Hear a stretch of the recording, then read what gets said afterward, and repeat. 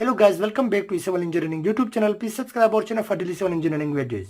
In today's lecture, we are going to analyze this overhanging beam.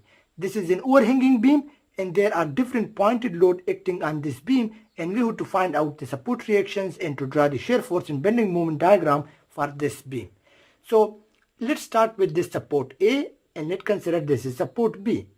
There are 4 pointed loads with a magnitude of 2 kN, 4 kN, 2 kN and 5 kN acting at different points on this beam. The dimension for the loads are given to us. So to start with the support reactions, let's consider this is RA and this is RB acting in upward direction. And let's consider that both these forces are acting in the upward direction. Now to start with the support reactions, let's consider the summation of moment at point B equal to 0. We can use this equilibrium equation in order to find out the support reactions, that the summation of moment at any point equal to 0. And we suppose that moment at point B equal to 0 in order to find out the support reaction. Now the clockwise moment is considered as taken as positive and the anti-clockwise moment is taken as negative. This is just our sign convention for this overhanging beam. Now to start with the moment, let's start from this end. 2 kN force. This load is acting in downward direction and this creates a moment in the anti-clockwise direction about point B. So anti-clockwise moment is taken as negative. So it will be minus 2 into momentum. The momentum is the distance from this point up to B point. So it is 3 meter plus 2 plus 2 plus 4. So the total comes out to be 11.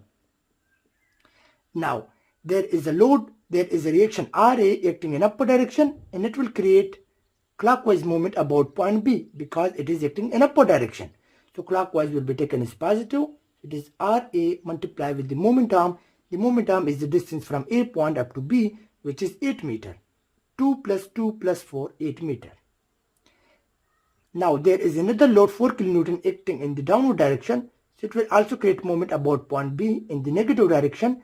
So it will be in the anti-clockwise direction. So it will be minus 4 multiplied with the momentum. The momentum is the distance from this point up to B, which is 2 meter plus 4 meter, so 6 meter. Now, the other load that creates a moment about point B is this one. It also creates a moment in the anti-clockwise direction, so it will be also taken as negative.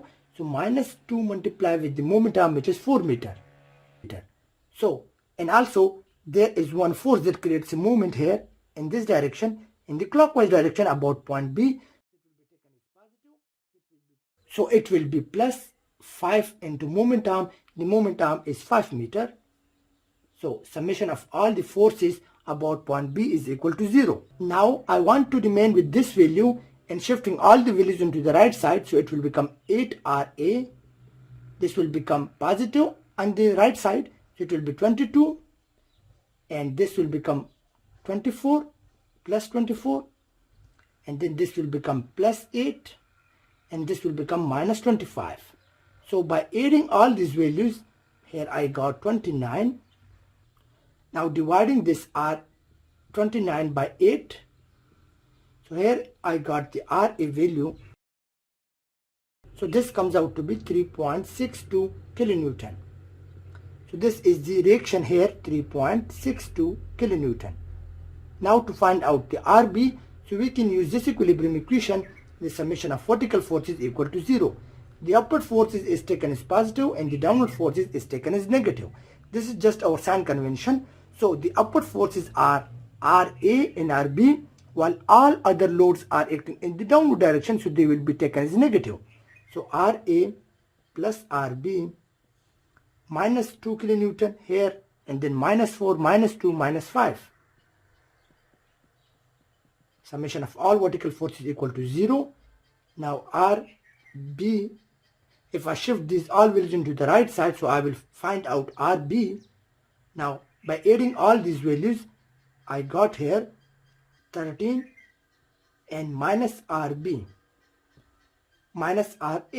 So it will be RB will become 13 minus RA is 3.62. So RB comes out to be 9.38 kilonewton. So this is the support reaction at B point. RB is equal to the 9.38 kilonewton. Now after finding the support reactions, we will draw the shear force and bending moment diagram. Now in order to draw the shear force and bending moment diagram, we will draw the reference lines. So these are the reference lines for the shear force and bending moment.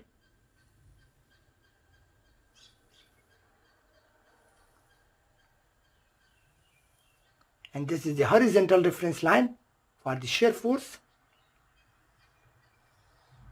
And this is for the bending moment diagram.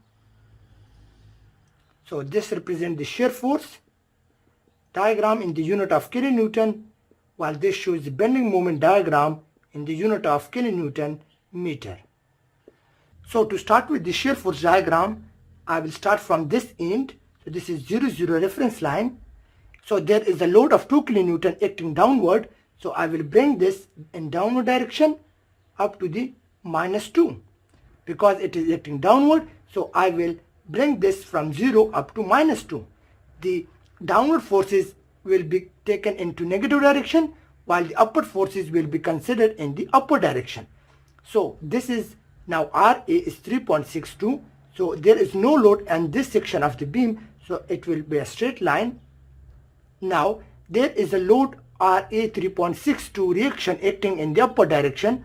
So -2 was downward and then plus 3.62. So I got here 1.62 plus 1.62. So it will become plus here 1.62. This is the shear force at this point. Now there is no load up to 2 meters, so it will be a straight line. Then there is a load of 4 kilonewton acting downward. So plus 1.62 minus 4, I got here 2.38, but with a negative sign. So minus 2.38 will be the shear force at this point. Minus 2.38. Again there is no load, so it will be a straight line. And then there is again downward load of 2 kilonewton. So it will be added to minus 2.38 into minus 2. So it will become minus 4.38. So it will become minus 4.38 at this point. Now there is no load, so it will be a straight line. And then there is a reaction of 9.38 acting in the upward direction. So minus 4.38 plus 9.38, which is acting in the upward direction. So I got here 5 plus 5. So I will bring this up to the plus 5.